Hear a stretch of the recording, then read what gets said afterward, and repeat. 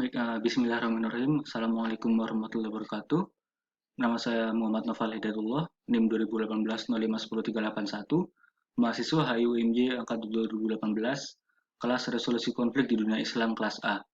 Pada video kali ini, saya akan menjelaskan mengenai peran Rusia dalam menyelesaikan konflik Nagorno-Karabakh antara Azerbaijan dan juga Armenia. Pada video kali ini saya akan membahas mengenai peran Rusia dalam menyelesaikan konflik Nagorno-Karabakh serta konflik Nagorno-Karabakh itu sendiri. Dimulai dari menjelaskan apa itu Nagorno-Karabakh, lalu aktor yang terlibat pada konflik Nagorno-Karabakh, kemudian kepentingan Armenia dan juga Azerbaijan, lalu sejarah konflik Nagorno-Karabakh antara Armenia dan juga Azerbaijan, lalu peran Rusia sebagai mediator penyelesaian konflik Nagorno-Karabakh, dan juga kontroversi peran Rusia sebagai mediator pada konflik tersebut. Yang pertama adalah apa itu Nagorno-Karabakh. Nagorno-Karabakh atau yang dikenal dengan nama Artsakh merupakan suatu wilayah landlocked di Kaukasus Selatan yang memiliki wilayah bergunung atau pegunungan di Karabakh sampai dengan Zangezur.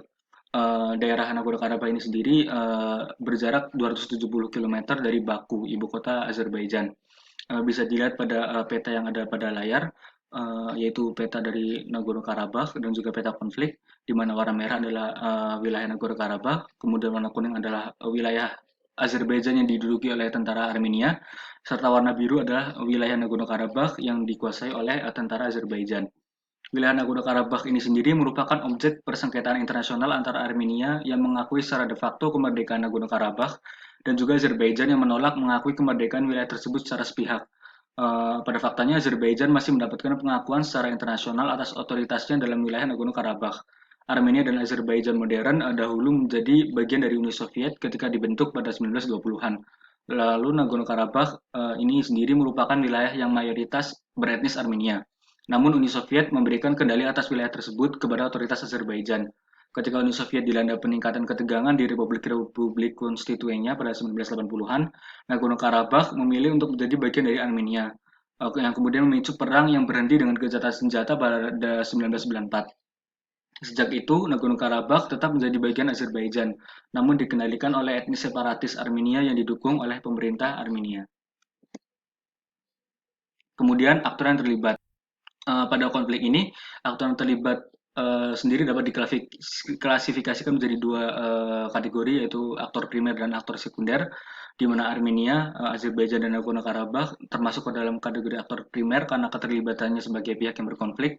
Lalu Rusia, Turki, dan Iran masuk sebagai kategori sekunder karena tidak terlibat secara langsung dalam proses berjalannya konflik.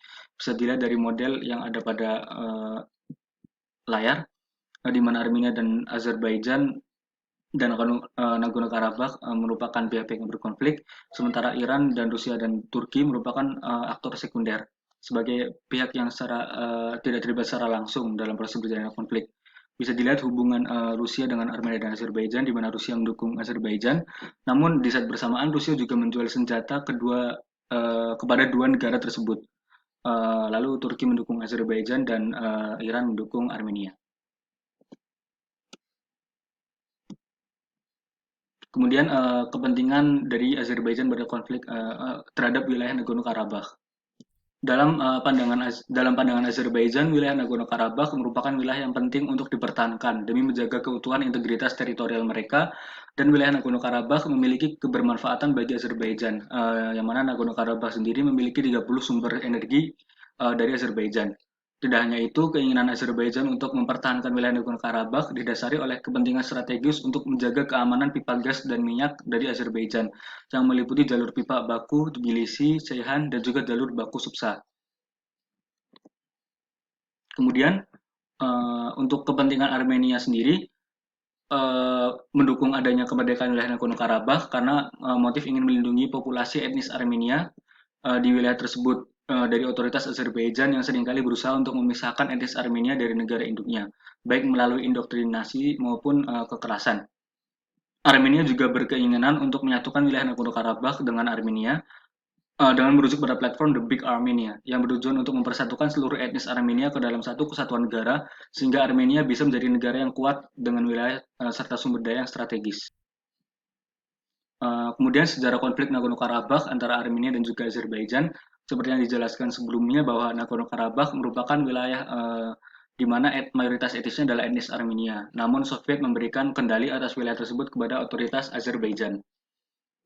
Kemudian pada tahun 1988, ketika kebijakan Glasnost oleh Presiden Mikhail Gorbachev mulai dijalankan, muncul demonstrasi di wilayah otonomi Oblast Nagorno-Karabakh yang mayoritas dinilai etnis Armenia, namun berada dalam teritori Azerbaijan tersebut, yang menuntut untuk digabungkan dengan Armenia. Tuntutan tersebut ditolak oleh Azerbaijan yang merasa Nagorno-Karabakh adalah wilayahnya. Uni Soviet sendiri menolak untuk melakukan transfer wilayah Nagorno-Karabakh kepada Armenia. Kemudian pada tahun 1991, ketika pemerintahan komunis Uni Soviet runtuh, wilayah Nagorno-Karabakh mendeklarasikan bahwa yurisdiksi Azerbaijan sudah tidak berlaku dan menyatakan diri sebagai negara merdeka. Pada bulan Mei 1994, gencatan senjata kemudian diumumkan kembali oleh Menteri Pertahanan Rusia Pavel Grachev. Dokumen perjanjian gencatan senjata ditandatangani oleh Menteri Pertahanan Armenia dan Azerbaijan 2 bulan berikutnya. Kemudian antara tahun 2010 hingga 2016 sering terjadi berkali-kali baku tembak dan pertempuran antar kedua negara. Contohnya adalah pada bulan Juni tahun 2010, di mana 4 serdadu wajib militer Armenia dan juga seorang prajurit Azerbaijan tewas setelah adanya baku tembak di dekat desa Shailu, Nagorno-Karabakh.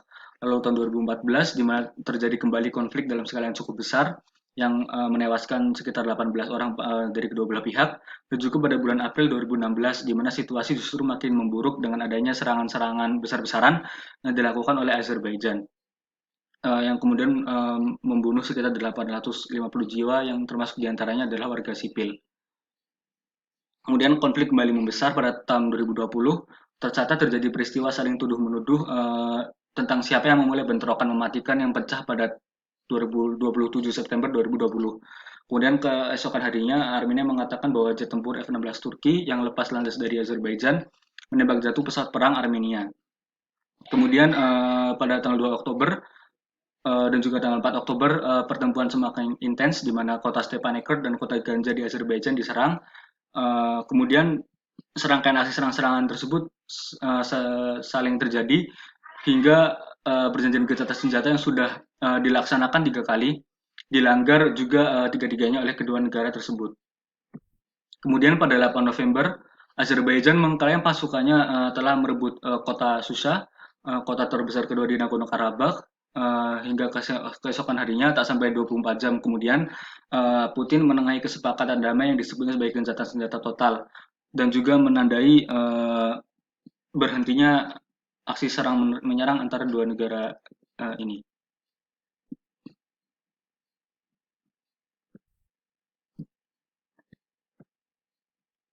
Kemudian peran Rusia sebagai mediator penyelesaian konflik Nagorno-Karabakh. Dalam konflik di Nagorno-Karabakh, Rusia dipercaya oleh kedua belah pihak yang berkonflik antara Armenia dan Azerbaijan tadi sebagai pihak mediator, yang disebabkan oleh warisan historis Uni Soviet yang pernah mengayomi kedua negara tersebut.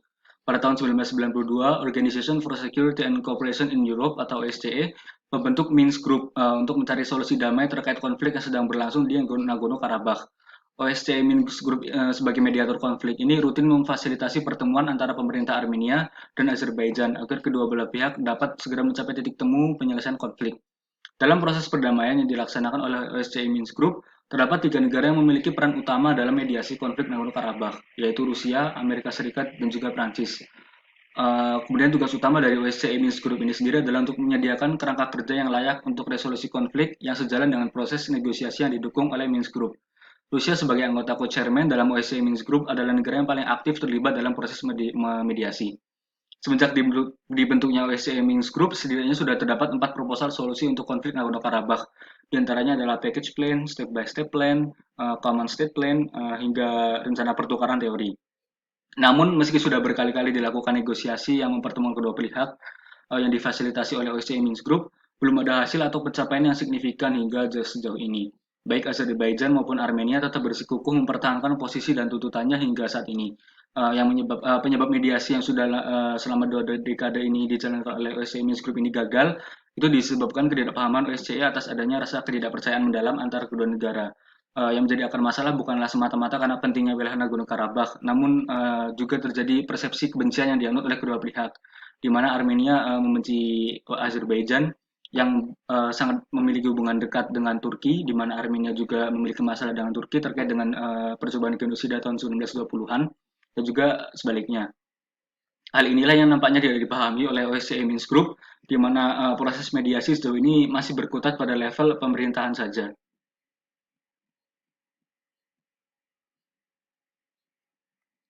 Kemudian kemajuan perdamaian dalam konflik Nagorno-Karabakh berhasil dicapai ketika Rusia berperan sebagai penengah. Armenia, Azerbaijan, dan Rusia mengatakan telah menandatangani kesepakatan untuk mengakhiri konflik militer di wilayah tersebut pada tanggal 10 November 2020. Kesepakatan ini ditandatangani oleh Presiden Rusia Vladimir Putin, Presiden Azerbaijan Ilham Aliyev, dan Perdana Menteri Armenia Nikol Pashinyan. Gencatan senjata dan penghentian semua permusuhan ini telah disetujui pada tanggal 10 November tadi.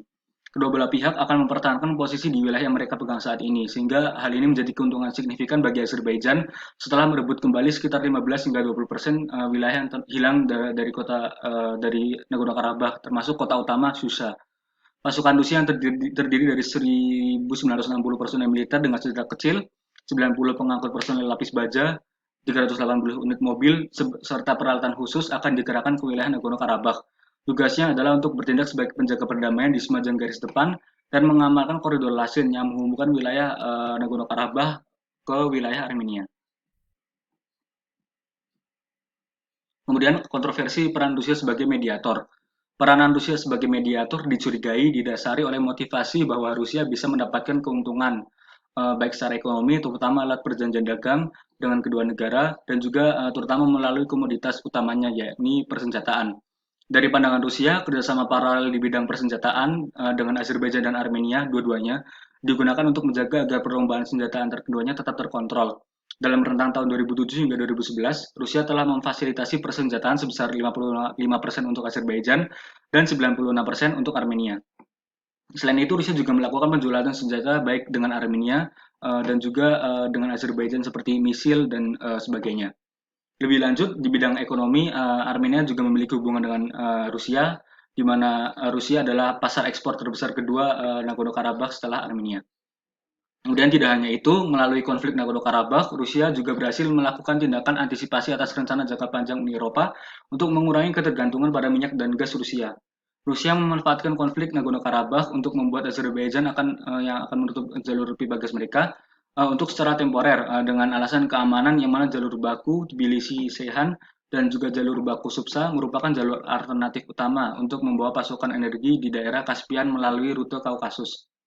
Sehingga pada akhirnya negara Uni Eropa kembali akan mengandalkan pasokan energi melalui jalur utama Rusia, yakni melalui Belarusia dan juga Ukraina. Selain itu, Rusia juga mengharapkan adanya keuntungan dari segi politik untuk mencapai tujuan strategis Near Abroad Russia demi menjaga dan mengkonsolidasikan kekuatan serta pengaruhnya di daerah bekas Uni Soviet, yakni dengan cara membuat ketergantungan politik terhadap Armenia dan juga Azerbaijan melalui proses perdamaian yang dipandu dan juga difasilitasi oleh Rusia. Selain itu, kontroversi peran Rusia sebagai mediator juga memiliki kontroversi di mana Rusia dianggap bukan atau tidak mencoba menyelesaikan konflik sebagaimana mestinya, namun cara mereka dianggap sebagai sebuah intervensi seperti itu. Karena pada praktiknya Rusia menjual senjata untuk kedua negara yang berkonflik, yaitu Azerbaijan dan Armenia, di mana sangat bertentangan dengan tujuan Rusia sebagai mediator, yaitu untuk mendamaikan kedua negara. Bagaimana bisa ingin mendamaikan dua negara jika terus-menerus menjual senjata kepada dua pihak yang berkonflik. Selain itu, bentuk intervensi yang juga dilakukan oleh Rusia terjadi pada saat selesai perundingan pada tahun 2020 pada November, di mana terjadi gencatan senjata total antara Armenia dan juga Azerbaijan yang menandai majunya perdamaian di wilayah Nagorno-Karabakh, di mana setelah kejadian tersebut Rusia berjaga-jaga di wilayah Nagorno-Karabakh dengan membawa militer-militernya masuk ke wilayah Nagorno-Karabakh selama 5 tahun. Baik, sekian video saya tentang peran Rusia sebagai mediator pada konflik Nagorno-Karabakh. Terima kasih telah menonton video ini. Jangan lupa like. Wassalamualaikum warahmatullahi wabarakatuh.